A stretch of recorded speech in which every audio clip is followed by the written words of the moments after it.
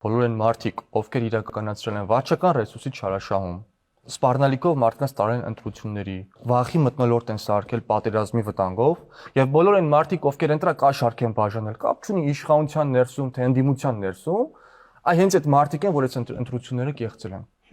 Որովհետև այդ որ մենք ասում ենք պետության համար ենք պայքարում, այլ ոչ թե մանդատների։ Խոսքը բոլորի համար է, եւ բոլորին է ուղղված այդ խոսքը։ Մի րոպե, իշխանությունն էլ է իրանց ձեռքը, ուժն էլ է իրանց ձեռքը, իրավական մոտեցումն էլ իրանց ձեռքը։ Թող ուրեմն համապատասխան գործողություն իրականացնեն։ Ինչ է նշանակում մի քանի տասնյակ բացահայտում են անում ու դրանով ամբողջ ընդդիմադիր դաշտին պիտակավորում են։ Մի հատ դեպք դուք կարող եք նշել, որ բացահայտվել է, որ օրինակ այս կուսակցությունը կամ այս դաշինքը կամ այս թիմը ընտրակաշառք է բաժանել, չէ։ Նման դեպք գոյություն չկա։ Կոռուպցիա հակակոռուպցիոն կոմիտեն ոչ մի բան չի բացահայտել, ոչ մի փաստ չկա։ Ներողություն, բացի զրպարտությունից մեր նկատմամբ ուրիշ ոչինչ չկա, իհարկե։ Մեր նկատմամբ, ինչի մենք ընդդիմություն չենք, թե այսինքն ընդդիմություն համարվում են նրանք, ովքեր անպայման անցնում են պարլամենտ։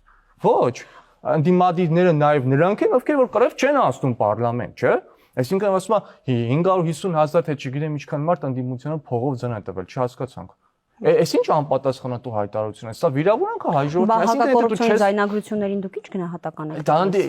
շատ վատ իհարկե, այսինքն վատ նկատի ունեմ այն իմաստով, որ դրական է բացահայտումները եւ բոլոր այն մարդիկ, ովքեր կաշառք են բաժանել, այդ մարդիկ էլ մաս են կազմել այս ընտրական process-ին, բայց ներողություն, այդ քաղաքական ուժը, որի մասին հակակոռուպցիոն տարբեր հայտարարություններ է արել, ձայնագրություններ են բաժանել են ընտրական։ Ես նախ անմեղության կանխավարկած գոյություն ունի։ Ես ինձ թույլ չեմ տա այդ խախտեմ այդ անմեղության կանխավարկածը, թող հետագայում բացահայտվի թե ինչ ա եղել, բայց նաև կուզեմ նշել, որ այդ մի քանի տասնյակ ձայնագրություններով կամ քրեական գործերով նախ չի կարելի պիտակավորել քաղաքական ամբողջ ուժին եւ քաղաքական թիմերին, սա ընթացքս։ Բայց համայն դեպս մեր կողմից խիստ անընդունելի է ընտրակաշառքի բաժանումը, այդ նորից եմ կրկնում վարչական ռեսուրսի բաժանումը, որտեղ